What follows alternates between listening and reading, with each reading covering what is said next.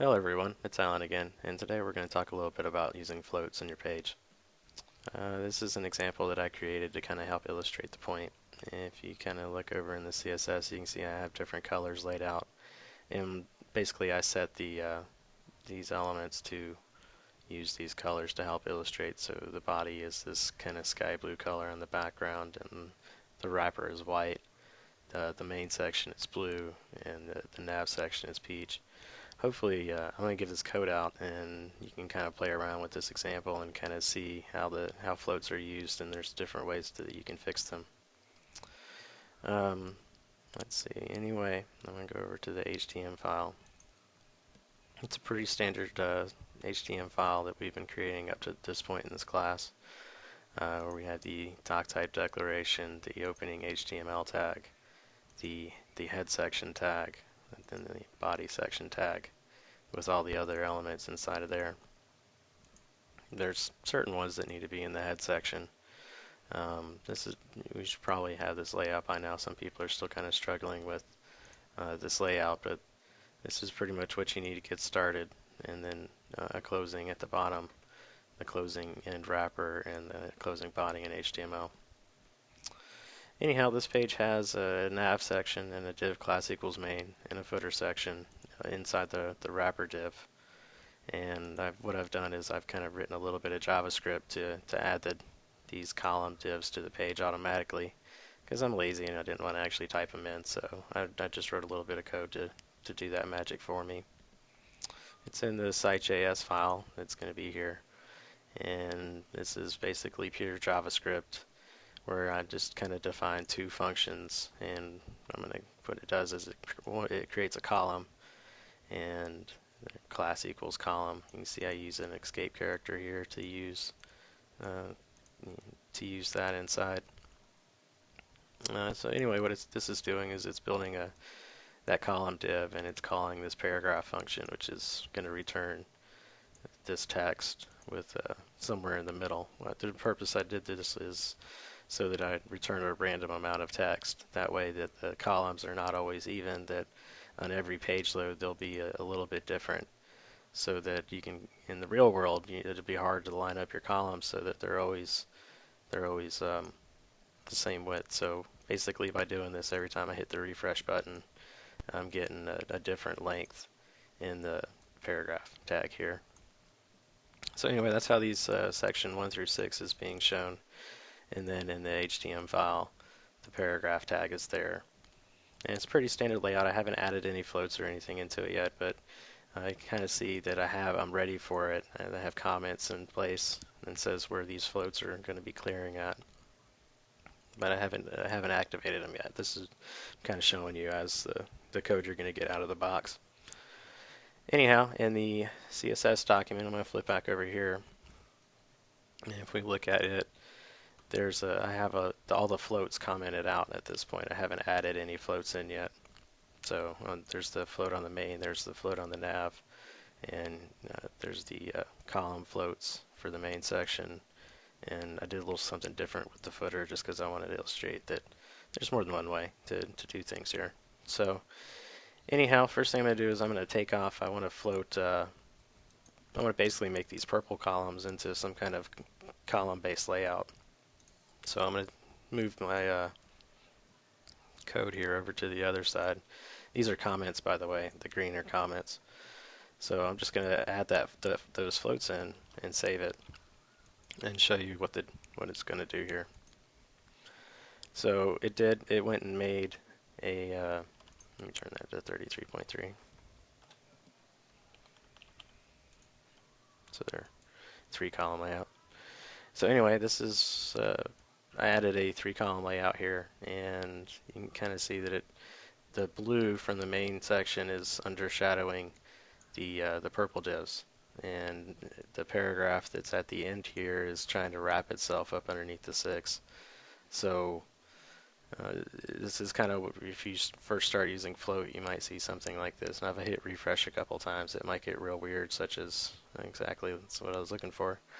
Was here's another example of, depending on what the size of your text is, that your float could be acting in a different manner. So I hit refresh, I got a different length for the paragraph, and it basically caused the floats to react a different way.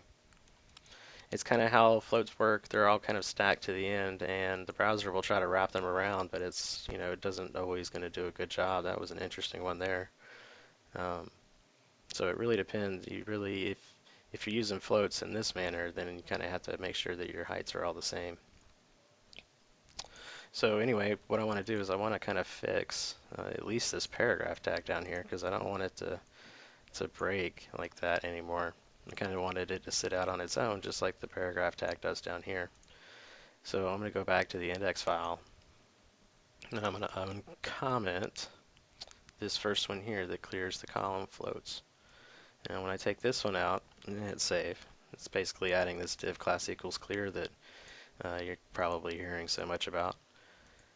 What it should do is it should move this yellow text down here underneath all the floated elements. So it kind of basically just fixed itself there, which is kind of good.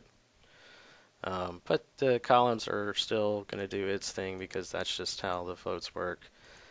One of the footer is kind of an example that I showed. There's a different way that you can do things so that that works a little bit better. And that basically, I want to slide this code back over. It's not to say that floats can't be used, but they can be used differently. I'm going to show you with the nav in the main section in a second, but I'm going to take those floats back out and use the footer floats instead. And basically what I did here is I added a table cell attribute with a width of 33.3%.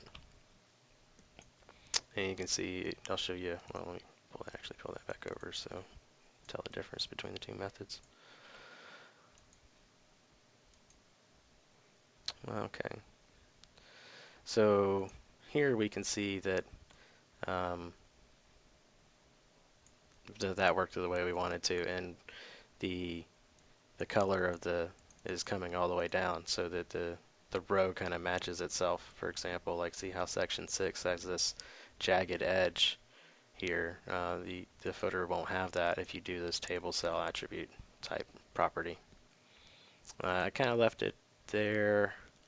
The problem with that method is that as you add more divs to the page, so I'm going to change the footer and add 6 instead, is that they continually stack left to right. So it makes it difficult so that if you wanted to add a, you wanted to split that and make that two rows rather, like the floats are doing here, you can't really do that using the table cell attribute because it's always going to add to the end. There's a way you could basically, you're adding markup either way, and one way could be, I'm going to flip this one back to 3 and take these comments off for this outer C. Oop, actually I didn't want to take that one off, I just wanted to move it. So I'm going to add that outer C. And really I can just kind of copy this and paste it again. And that would give me a kind of a 2-row column down at the bottom using tables and, sorry. So that would give you a more even column based layout if you were trying to do something like this, but make sure that everything is kind of the same height. And lots of ways to do things. So I'm going to take that back out and save again. I also wanted to kind of go over I wanted to show the nav in the main as well.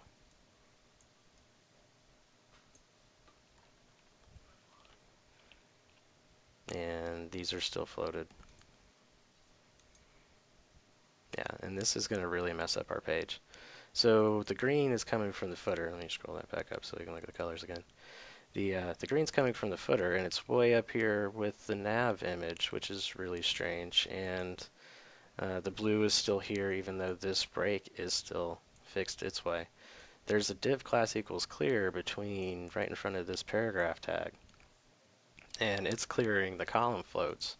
But what it's not doing is it's not clearing the nav and the main float, so I just basically made my 2-column section.